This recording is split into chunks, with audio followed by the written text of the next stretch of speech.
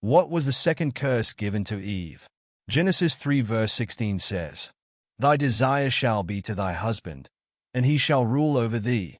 A lot of information is encoded in this one sentence. This is the secret to know how the distorted feminine energy operates. She longs for the masculine counterpart, which leads the feminine to be dominated by the masculine world. This feminine energy in men or women has the same qualities. How do you identify a distorted feminine energy both in men and women?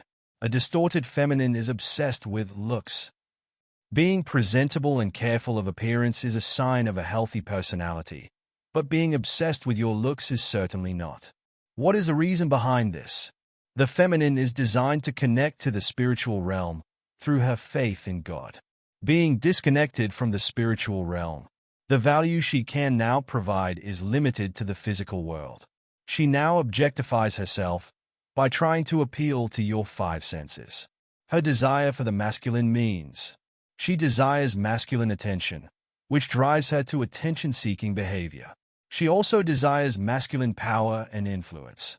She desires all that a masculine has: wealth, influence in the physical world, and everything that can be achieved by the masculine. By leaving her realm, where she is the leader, she now enters the physical realm, trying to compete with Adam. The physical realm is given to Adam. Eve cannot compete with him. Can you imagine a woman wrestling with a man? But we are not living in the prehistoric times of hunting and gathering, so we now lust for power. That can be achieved by wealth and influence. If Eve wants to compete with Adam, she must get into her masculine energy and remain there forever. Her desire is now for material wealth. She has to suppress her feminine self. The only way out is to get back to her original mode of being through redemption. The other way is to connect to the spirit realm through evil forces, which will lead her to eternal damnation. Just like Jezebel connected to her spiritual world through an evil entity. A similar struggle is seen between the priests and the kings. The priests, who are disconnected from God, focus on appealing to the five senses.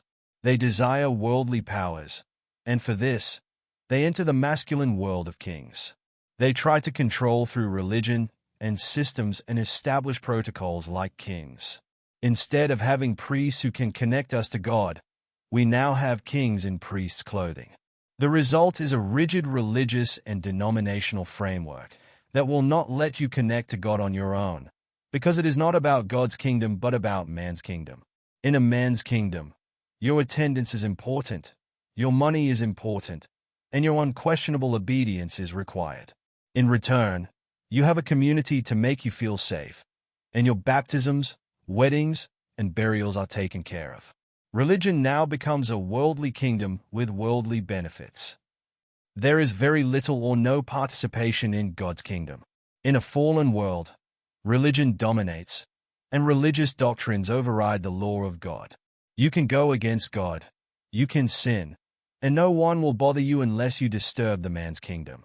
So we now have a world that is full of religious people who are willing to kill each other but are disconnected from God.